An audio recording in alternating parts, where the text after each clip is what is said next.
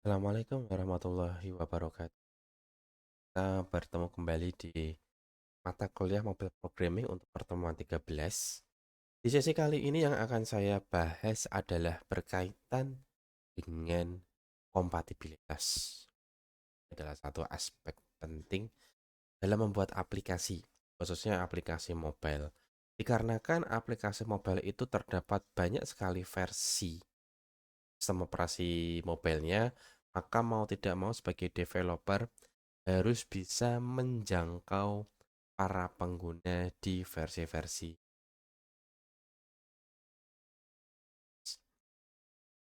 Jadi kompatibilitas itu intinya itu adalah bagaimana membuat aplikasi yang dia bisa dijalankan di berbagai versi Android. Jadi ada beberapa macam hal daripada kompatibilitas. Jadi mulai dari spek perangkat keras, ukuran layar, bahkan konfigurasi aplikasinya sendiri juga menjadi faktor kompatibilitas. Ya, kompatibilitas.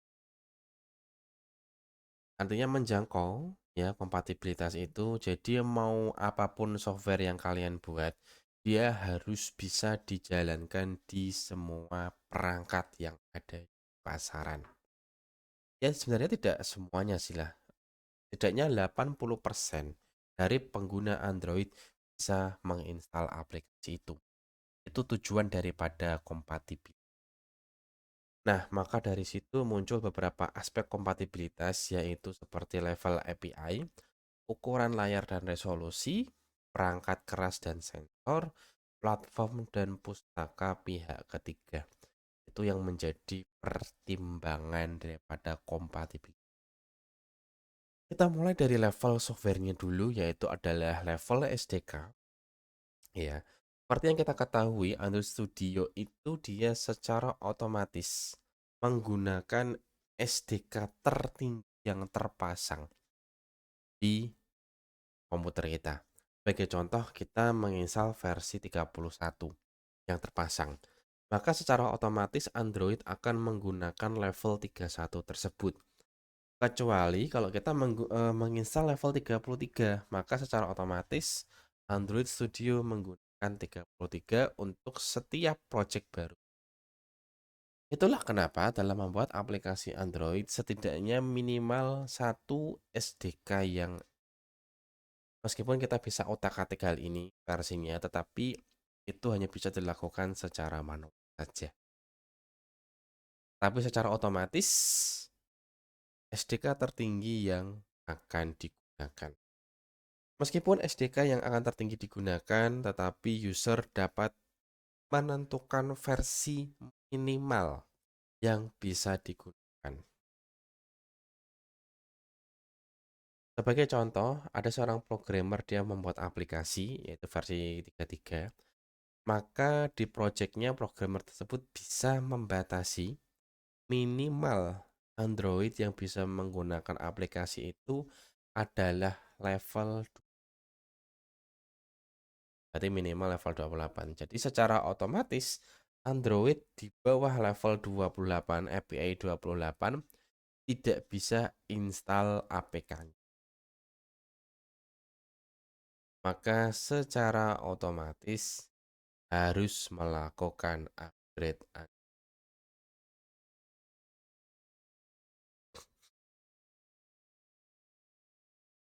Nah, cara kerjanya gimana sih kompatibilitas ini? Si Android dia punya library khusus yang di kan, yang dimana ada yang namanya pustaka dukungan Android. Ini sudah dijelaskan di Android SDK, tetapi sudah digantikan superseded ya oleh Android X. Jadi Android terbaru itu Android X nanti akan digunakan itu yang dimana dia lebih kompatibel dengan Android versi lama. Jadi Android X inilah library yang dia bisa digunakan untuk perangkat-perangkat. Ada library penuh. Nah, apa yang terjadi ketika kalian memaksa menginstal APK yang ternyata bukan dibuat untuk versinya, maka secara otomatis hal ini sudah dicegah oleh installernya. Cara installernya itu APK tidak bisa membuka filenya, tidak bisa dibuka filenya karena versi yang didukung itu tidak sesuai dengan.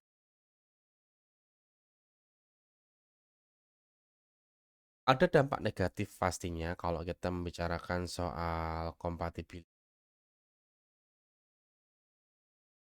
Pertama adalah fitur barunya terbatas pastinya. Kemudian untuk mengembangkan aplikasi jadi lebih rumit. Kemudian performanya juga jelek. Kita bicara soal performa. Kemudian potensi bugnya juga makin banyak gara-gara kebanyakan kompatibilitas. Dan pastinya tantangan untuk pembagian atau segmentasi perangkat keras. Itu menjadi masalahnya. Kemudian aspek kedua adalah ukuran layar dan resolusi. Di zaman sekarang, perangkat itu makin banyak jenis. Entah itu smartwatch, smart TV, masing-masing dia punya yang namanya resolusi sendiri, ukuran layar sendiri. Maka mau nggak mau ketika kita bikin aplikasi, kita harus tahu targetnya apa. Apakah aplikasi smartphone biasa, apakah smartwatch atau smart TV? Itu nanti akan sangat mempengaruhi aplikasi. Ketika kita menggunakan layar yang besar dan densitas yang tinggi, maka secara otomatis aplikasi akan terlihat kecil. Lihat kecil.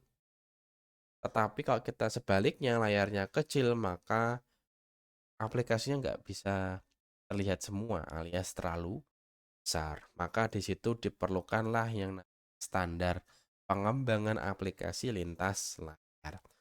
Kita punya standar berupa LDPI, MDPI, HDPI, XHDPI, XXX HDPI, Triple X HDPI, dan layar ekstra besar. Yang dimana dia punya standar sendiri. Ini sudah ada standar internasionalnya, tinggal kita menentukan target mana yang menjadi aplikasi. Semakin ke kanan, dia akan semakin padat layarnya. Kemudian faktor lain kompatibilitas adalah perangkat keras dan sensor. Setiap HP ya, pasti dia dibuat dengan teknologi yang berbeda-beda. Ada yang pakai MediaTek, ada yang pakai Snapdragon, ada yang pakai Kirin, ada yang pakai Bio, lupa saya lupa. Bio, Apple ya. Masing-masing dia punya teknologi sendiri. Maka dari situ programmer juga wajib mengakomodasi semua perangkat keras yang.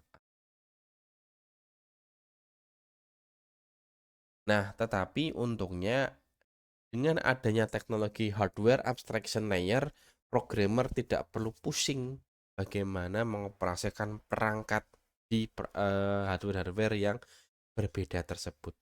Karena dengan hal ini sudah ada API-nya untuk mengakses perangkatnya.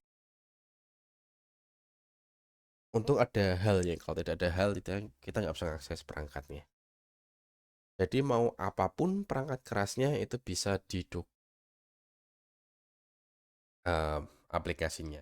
Di sini memang kita punya kelebihan, kita bisa membatasi SoC mana yang didukung. Jadi kita bisa limit, oh hanya Snapdragon, hanya Kirin, hanya Exynos. Itu bisa kita batasi. Kemudian adalah platformnya. Perangkat smart itu sudah banyak sekali. Desktop, jam tangan, TV, set-top box, bahkan mobil, bahkan kulkas pun dia sudah punya sistem Android. Maka ketika kita membuat aplikasi ini, kita harus mempertimbangkan buat siapa aplikasi ini. Kan? Maka dalam membuat aplikasi ini muncul yang namanya template. Dengan template otomatis yang dimana kita bisa membuat aplikasi buat HP, tablet, smartwatch maupun TV secara terpisah. Ini sudah